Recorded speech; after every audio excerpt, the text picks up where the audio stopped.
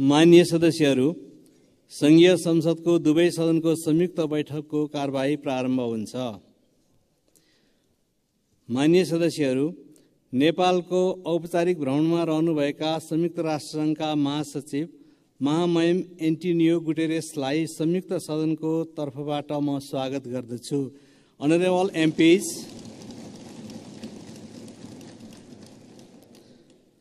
I would like to extend a warm welcome to His Excellency Antonio Guterres, the Secretary General of the United Nations, on behalf of the joint sitting of both houses.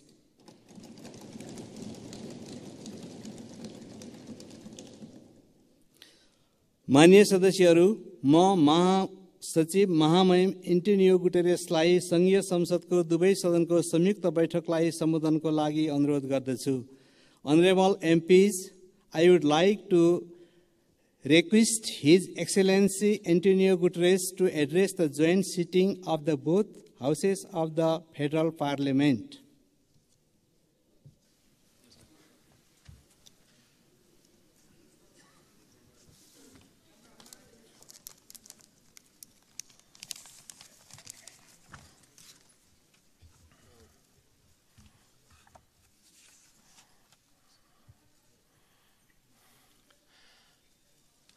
Your Excellencies, the two presidents of the two houses of the Nepalese Parliament, Excellencies, distinguished ministers, parliamentarians, and friends. Allow me, before I start, to express my deep gratitude for the wonderful hospitality that the government and the people of Nepal has provided to me during these 3 days. All the facilities that were put at my disposal have transformed this visit in an enormous success. I learned a lot, and I commit to use what I learned to support Nepal in your struggle against climate change and for development of your country. When I am here, I am twice at home. I have been astounded, and this trip has been no exception. What I've seen and experienced in the past few days will stay with me always. The sunlight hitting the Himalayas, the warmth of the people, the richness of your cultural diversity, and of course, the sanctity of Lumbini. I thank the government of Nepal for your invitation, your hospitality, and your welcome to me and to my delegation. Excellencies, we meet today amidst a world in turmoil. Decades of progress on poverty and hunger are being reversed in large parts of the world. Inflation is undermining household and national budgets. Families and countries alike face financial crises. Women are underrepresented and underpaid, and I recognize the enormous effort that Nepal is doing in the way for gender equality, full gender equality, and I praise your efforts and its results. Violence and conflict abound. While the conflict in the Middle East is thousands of miles away, Nepalis were among the many victims of Hamas' brutal attacks in Israel. I send my sincere condolences to the families of the 10 Nepalese students who were killed and express my best wishes for the safe return of Mr. Bipin Joshi, who is missing. Distinguished parliamentarians, as geopolitical tensions rise, global divisions are becoming deeper and more dangerous, and smaller countries fear becoming collateral damage in competition between the great powers.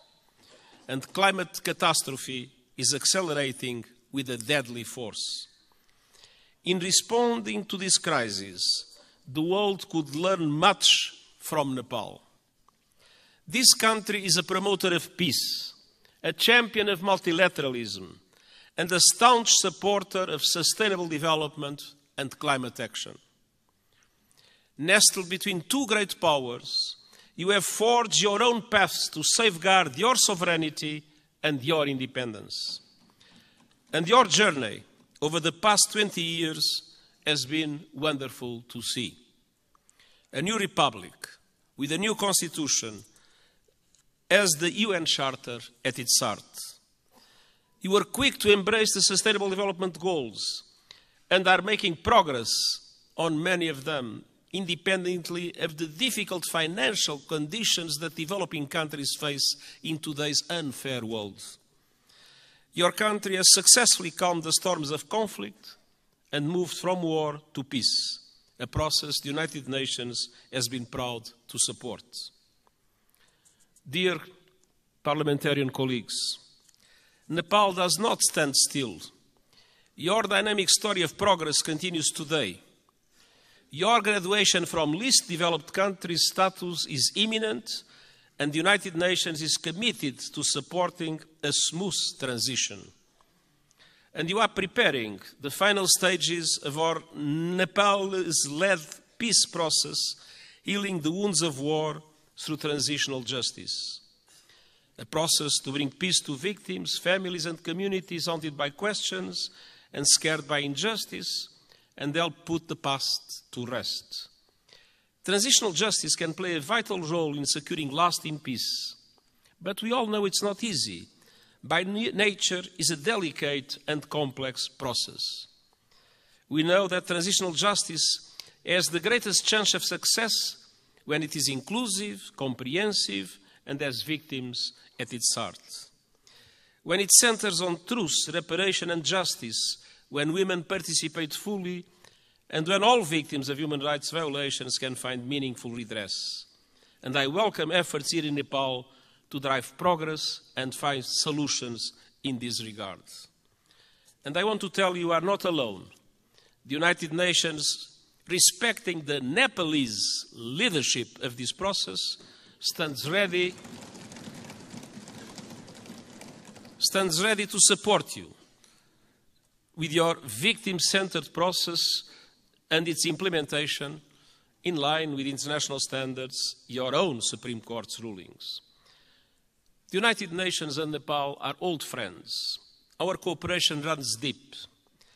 Nepal has long been a cherished member of the UN family and a powerful voice for developing countries, most recently as chair of the Least Developed Countries Group. And this relatively small country compared with the big powers has made an outsized contribution to international peace. Of all the countries on earth, Nepal is the second largest contributor of troops to United Nations missions, military and police. I'm sincerely grateful to the Nepali people for their dedication, their courage, and their service in peacekeeping. And I would like to take a moment and ask for one moment of silence to honor those Nepalese who have lost their lives serving under the blue flag.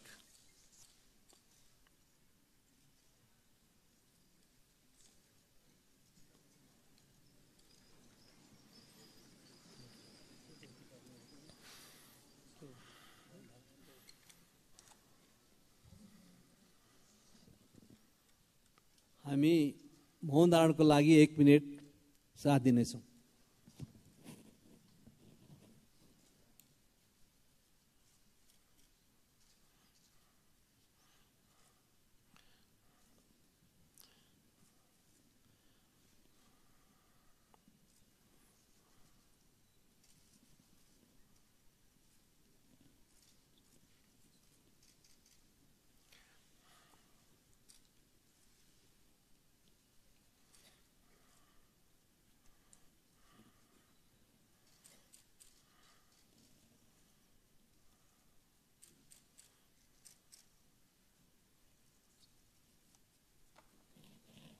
Thank you.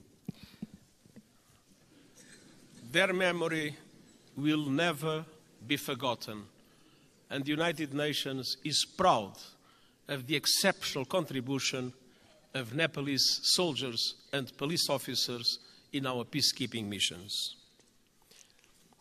Dear parliamentarian colleagues, on climate action, Nepal is a frontrunner. You are on target to reach net zero emissions by 2045.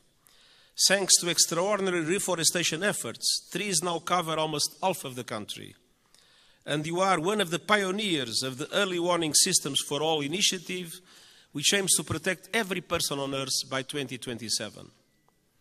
Yet global crises are hitting Nepal hard, as they are developing countries around the world. The lingering effects of COVID-19 pandemic, inflation, and above all the climate crisis are threatening hard-won development gains and squeezing the funds available for investment. Nepal contributes a minimal fraction of a percent, 0.000%, to global emissions. But monsoons, storms, landslides are growing in force and ferocity, sweeping away crops, livestock, and entire villages, decimating economies and ruining lives. In August, landslides caused by heavy rains caused devastation and killed scores of people. And glaciers are melting at record levels. I was a witness.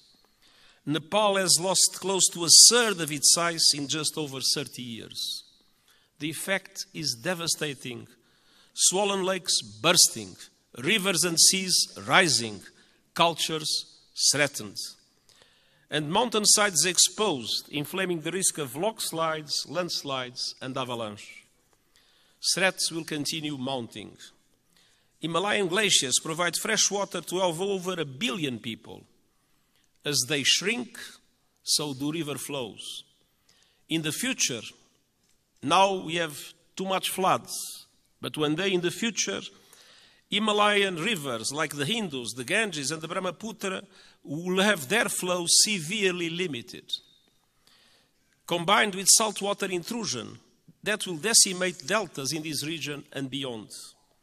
That could mean low-lying communities and entire countries erased forever. Millions of people on the move and fierce competition for water and land. Nepal is now one of the countries that is suffering the most, but other South Asian countries might become in the future terrible victims of the receding glaciers of Nepal. Dear parliamentarian colleagues, what is happening in this country as a result of climate change is an appalling injustice and a searing indictment of the fossil fuel age. I am deeply concerned by those communities in Nepal facing the brutal impacts of the climate crisis. The United Nations stands with them. The world must do the same. That was one of the reasons why I took profit of my visit to the Everest base camp to issue a video for the whole world showing the drama of receding glaciers and the impacts that will have in the future. Nepal and other developing countries need far greater international support to aid development, accelerate climate action, and weather the current global storms.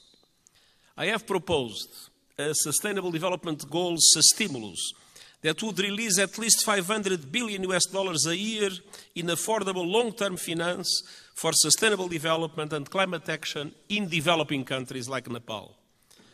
Member States welcomed the proposal at the General Assembly last month and committed to advance it. I call on them to take action now to make these commitments a reality. Unfortunately, in our world, many times people announce commitments and then do not implement those commitments.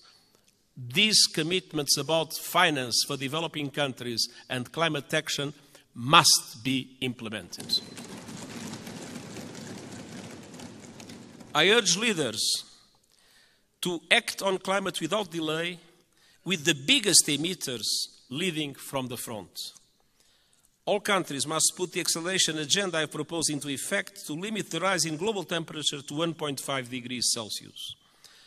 And they must make COP28 count with a strong outcome building on the so-called global stocktake. And we also need to deliver climate justice. Developed countries must honor the promise of $100 billion a year to support developing countries in climate, and double adaptation finance as a first step of devoting half of climate finance to adaptation. Investment in the resilience of communities, in the resilience of infrastructure is today a must, because climate change impacts are not a problem of the future, they are felt today by the populations, and it is today that developed countries must support countries like Nepal to do the necessary investments in that regard. The most vulnerable must be at the center of efforts to build climate resilience. And all parties must operationalize the landmark Loss and Damage Fund at COP28 this year. There is loss and there is damage. You can see it in Nepal. There must be a compensation for it. The Nepalese people depend on it. For families that have lost their home to storms, for communities forced to abandon their villages by rising rivers, loss and damage is not a negotiating point or a bureaucratic abstraction, it is a lifeline. Dear parliamentarian colleagues, Nepal has long been a friend to the international system, and today their system is in dire need of refresh, revitalization and reform. The world is in a state of flux, it is moving towards multipolarity, and that is a good thing. A multipolar world provides new opportunities for leadership and balance on the global stage. But this new dynamic requires strong multilateral institutions to maintain peace. History shows us that. At the beginning of the 20th century, Europe was multipolar, but without strong multilateral institutions, it descended into war that engulfed the world. That is not a risk we can take. We need strong international reformed institutions that reflect the realities of today. But ours, like the Security Council or the Bretton Woods system, mirror the world in which they were founded almost 80 years ago. They correspond to 1945. They do not correspond to what is the world in 2023. That must change. Developing countries must have far greater representation in international institutions. I have called for reform of the outdated United Nations Security Council, and I have proposed measures to reform the global financial architecture so that it better represents developing countries and responds to their needs. And these proposals are gaining traction at this year's United Nations General Assembly and beyond. But of course, there is always the resistance of those that benefit from the present unfair systems. The United Nations Summit of the Future next year is an important chance to push further progress, and I count on Nepal's support to help make the change we need a reality. Dear parliamentarian colleagues, multilateralism must both reflect the world and respond to it. That means creating the institutions and tools we need to address new threats and to seize new opportunities. Today, technology is an example of both. It can solve problems and spur development, or it can entrench divisions and inflame inequality. Today, it's doing too little of the former and too much of the latter. We need a global response to the technologies that are changing the world at astonishing speed, to harness them for the good of humanity. And all countries must have a say, not only the most rich countries in the world that have more resources to develop those new technologies. My high-level board on artificial intelligence includes experts from G77 countries, the Global South. It will report this year, so member states can consider global governance options for artificial intelligence. And it must also bring the benefits of technology to all and ensure that a new technological era, no one is left behind. This is the purpose of the Global Digital Compact the United Nations is proposing. It aims to bring together governments and industry to ensure that technology works for all and accelerate the Sustainable Development Goals. And I hope the Summit of the Future will be an excellent chance to push progress. As a steadfast champion of multilateralism, peace, and developing countries' interests, Nepal will be a vital ally at the summit. Dear parliamentary colleagues, it has been my great pleasure to visit this extraordinary country over the past few days. What I've seen confirms a simple truth. Nepal is a friend of the world, So the world must be a better friend to Nepal. And the United Nations will never stop fighting to make that a reality, and I thank you.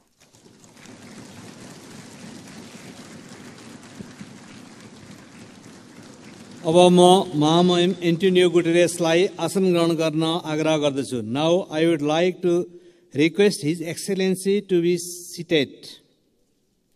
माननीय सदस्यहरू, संयुक्त राष्ट्रसङ्घका महासचिव महामहिमबाट आज संघीय संसदको दुवै सदनको संयुक्त बैठकलाई भएको सम्बोधनप्रति निम्नलिखित धन्यवाद प्रस्ताव प्रस्तुत गर्दछु.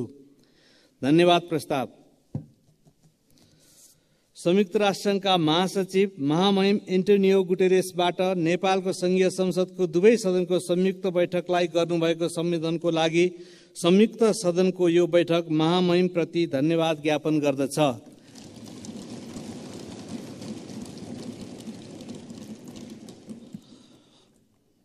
Motion of thanks. This joint sitting of the Federal Parliament of Nepal expresses its gratitude to the Secretary General of the United Nations, His Excellency Antonio Guterres, for his address to the joint sitting of the both House of the Federal Parliament.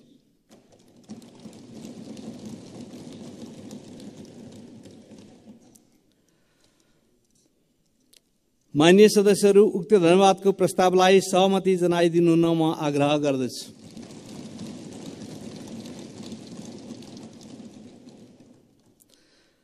माननीय सदस्यहरू, यो बैठक स्थगित भए पश्चात सम्पूर्ण माननीय सदस्यहरू आफ्नो स्थानमा उभिएर महासचिव महामहिम एन्टोनियो गुटेरेसलाई बिदाई गरिदिनु हुन म आग्रह गर्दछु. माननीय सदस्यहरू, संघीय संसदको दुवै सदनको संयुक्त बैठक यही स्थगित हुन्छ.